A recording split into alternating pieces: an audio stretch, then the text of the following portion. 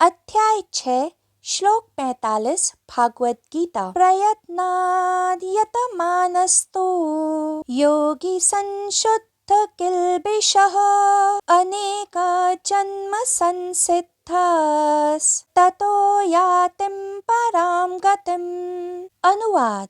अपने पुनर्जन्मों के संचित पुण्यों के बल पर जब योगी आगे प्रगति करने के लिए सच्चे मन से प्रयास करते हैं तो वे भौतिक इच्छाओं से शुद्ध हो इसी जीवन में शुद्धि प्राप्त कर लेते हैं। व्याख्या।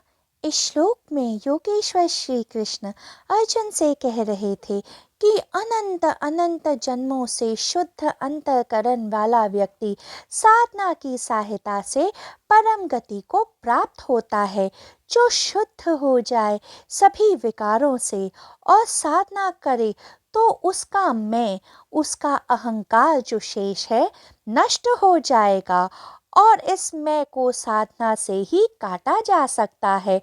इसी कारण योग की जो सारी विधियां हैं वह इस मैं को काटने की विधियां हैं। अनेका जन्म का अर्थ आपको बुद्ध की एक कथा सुन स्पष्ट हो जाएगा। जब गौतम बुद्ध प्रबुद्ध बुद्ध बनने के 12 साल बाद अपनी पत्नी तथा पुत्र से मिले तो उनकी पत्नी उनसे बहुत क्रोधित थीं। क्रोध में वे अपने पुत्र राहुल से बोलीं, ये तेरे पिता हैं जो तुझे और मुझे बिना बताए आधी रात को छोड़कर चले गए। अपने पिता से उनकी विरासत मांग ले। माँ की बात मान राहुल ने बुद्ध के सामने हाथ फैला दिए। बुद्ध ने अपना भिक्षा पात्र राहुल के हाथ में रख दिया। यह देख बुद्ध की पत्नी रोने चिल्लाने लगी, यह आप क्या कर रहे हैं? बुद्ध ने उत्तर दिया, मैं इसके लिए ही आया हूँ इतनी दूर।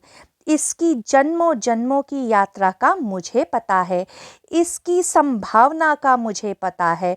सब आश्चर्य से देख रहे थे। जब 12 साल का राजकुमार राहुल भिक्षा पात्र ले बुद्ध के भिक्षुओं में शामिल हो गया। जब उसकी माँ ने उसे लौट आने को कहा तो राहुल ने कहा, माँ मेरी दीक्षा पूरी हुई, अब मुझे जाने दो। यह राजकुमार राहुल की जन्मों जन्मों की साधना ही थी कि उन्हें गौतम बुद्ध जैसे पिता ही नहीं महान गुरु भी मिले जिनके मार्गदर्शन में सानिध्य में 18 साल की आयु में ही राहुल को उस परम ज्ञान की प्राप्ति हुई।